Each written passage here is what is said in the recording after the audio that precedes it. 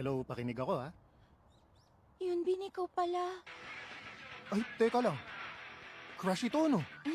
Ang galing mo, alam mo agad kung ano yan. So, syempre naman, classic ito eh. Alam mo, joke yung, parehong-pareho talaga tayo ng taste pagdating sa music.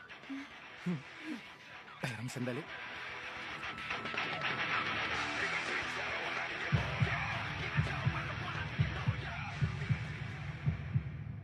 Ang pogi niya.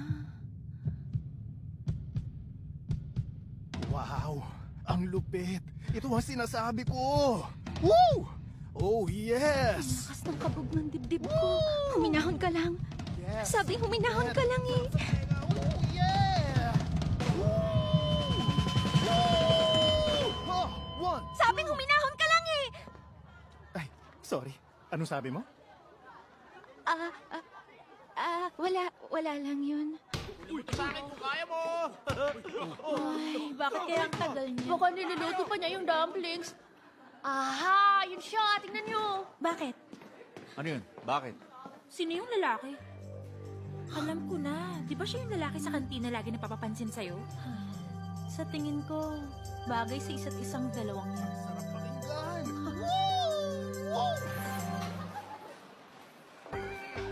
Enjoy your meal.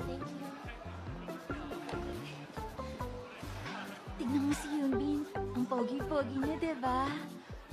Ewan ko. Sabi niya sa akin, pareho kami ng taste sa music eh. Tapos nilitian pa niya ako. Tingin mo may crush din kaya siya sa akin?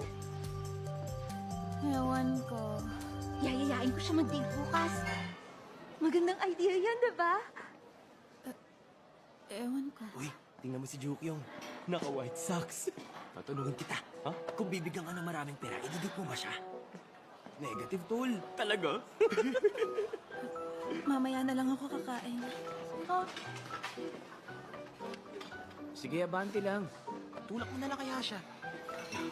Salamat. Enjoy your meal. Masarap yan, ah. Mukhang masarap. Thank you po. Thank you.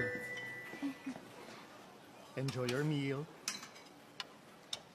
Yunbin, okay lang ba sa'yo kung magkita tayo bukas bandang lunchtime? Bukas?